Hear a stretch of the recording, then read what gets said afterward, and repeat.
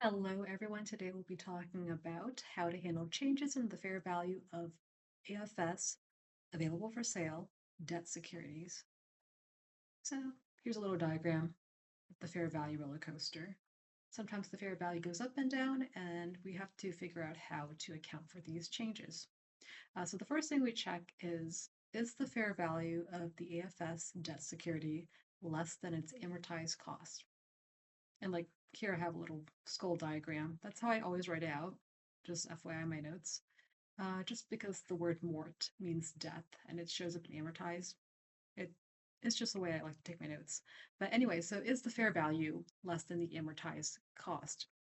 Now, if that is the case, then we have to decide.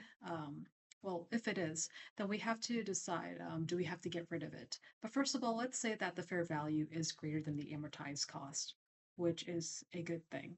It means that we have no impairment loss, and it means that these unrealized holding gains and losses, because there is no true impairment loss, these unrealized holding gains and losses are going to go to OCI, or other comprehensive income.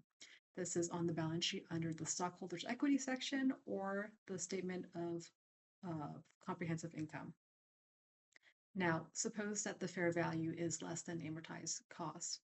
Um, then we have to ask, are we likely to get rid of or sell the security before we can recover this cost and get that fair value back to be greater than the amortized cost?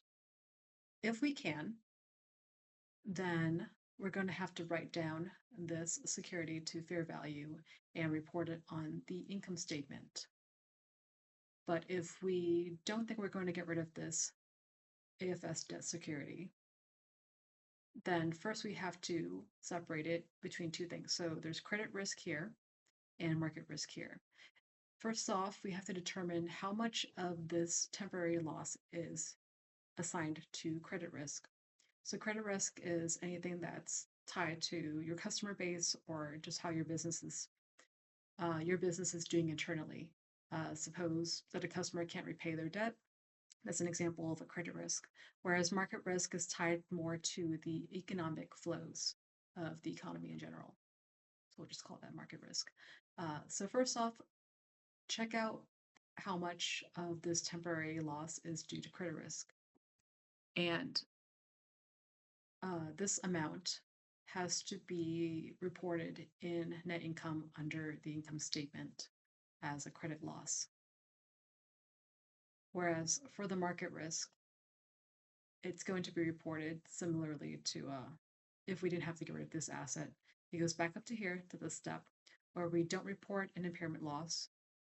That unrealized holding gain or loss is going to be reported under other comprehensive income, which is on the balance sheet under stockholders' equity or in the statement of comprehensive income.